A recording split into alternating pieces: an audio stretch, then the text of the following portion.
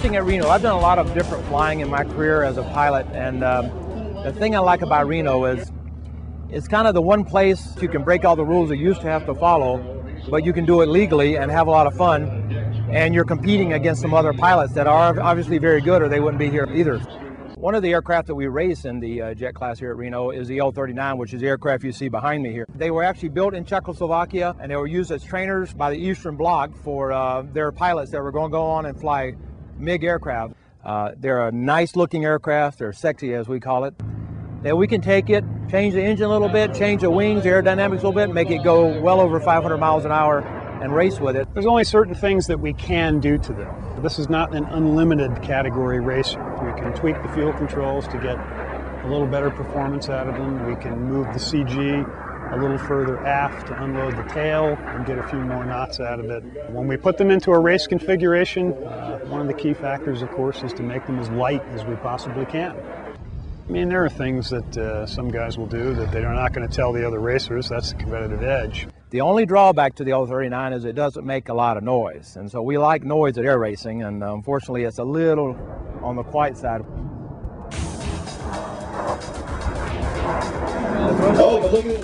A significant phenomenon to be aware of is stick forces out here. And what I'm talking about is as the aircraft, as the jet goes faster, there's more air moving across the flight controls. These are not boosted controls. They get harder to move. I mean, the stick literally feels like it's in cement. And the reason that happens is the way the ailerons are set up. There's no hydraulic boost. There's no control tabs or anything to assist us. I mean, we're just left with whatever air is pushing on the ailerons, and there's quite a bit of air when you're out there doing 500 miles an hour. We're talking about flying flight controls out there. Somebody's asked, how much stick movement? We're not going crazy and doing this. We could probably fly within a ring about this big. I mean, that's basically how much you're maneuvering the jet or the control stick out there.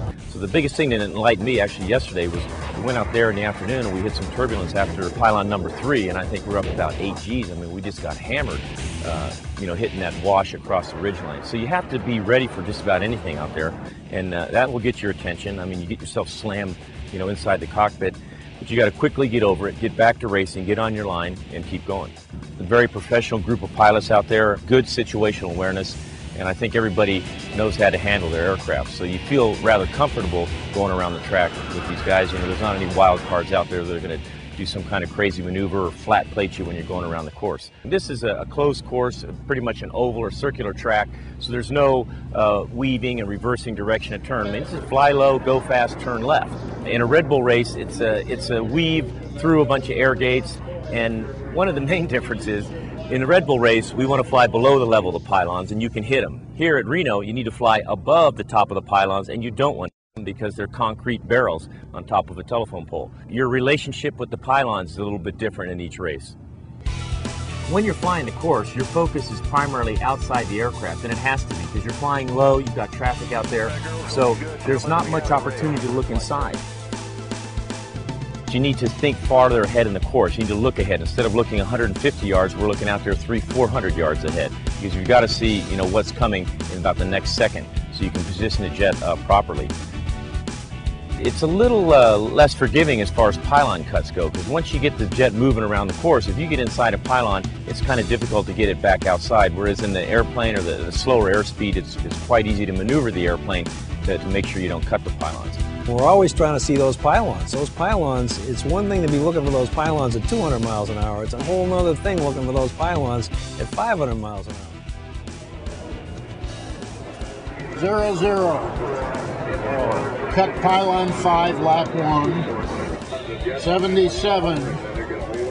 Cut pylon 5, lap 3.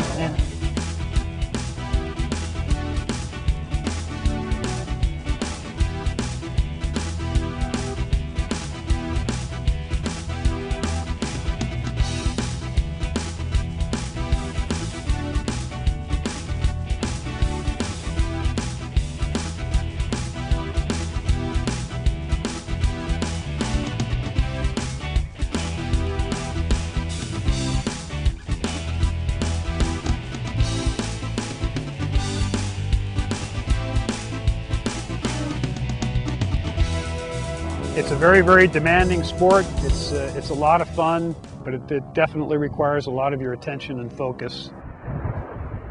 I mean, let's face it, we're talking about the world's fastest motorsport here, so it can definitely be a very dangerous sport, but the Air Racing Association makes every effort to keep it as safe as they possibly can for everybody. We want to go out there and we want to win. We don't want to just go out there and race. We want to go out there and win. And Dave said, well, I was just in Czechoslovakia and I'm buying 3 L39s and they've got this little plane lying over here in the corner. It's kind of a derelict. It was number 5 production number, the 5th one built. And nobody wants those planes. The Warbird community is interested in the later model ones, the 84s, 85s, 86s. And by the way, the little old derelict's got a brand new engine in it. But we were able to bring the aircraft in. It came in February of 2005. They put it together and had it certified by August, and it was racing and actually won the race in September. I've segued in as a mascot, so to say, and representative for the jet class.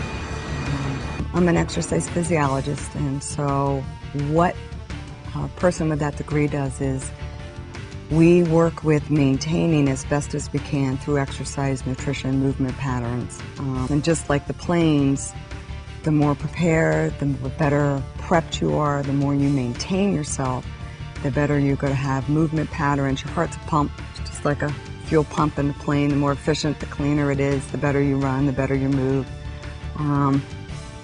So I segue my technical knowledge that I think most of the pilots then understand some of the mechanisms of the plane to apply it to the mechanisms of their own bodies and their own systems. They really have to work on what happens with the blood pressure, what happens with the hardening of the arteries with aging, and even synapses as far as nerve reaction time for flight. As passionate as Joe and the people here that are involved with rah-rah and flying, I'm as passionate with that as with exercise and movement. And that's what's carried over a little bit into my crusade for cancer. And the pilots that you don't see behind the scenes, they really have to spend a lot of time being prepared, staying on top of their game, so to say, and being very proactive. And that's one of the mission statements that we're tethering over into cancer is really need to be proactive. So that's kind of what Pipsqueak on the plane nose cone represents, is that empowerment that you can be a fighter, you can go fast, you can be furious, you can be strong. These Soviet bloc planes, they don't break down, they're solid. We want to give that foundation to people to, one, get pre-screened, prevent yourself from having cancer. If you get it, have the information at your fingertips, be willing to act, get the treatments, get the surgeries. Most cancers now, especially if it's breast cancer, is curable. You just need to get on the plate and get yourself in there and get it taken care of.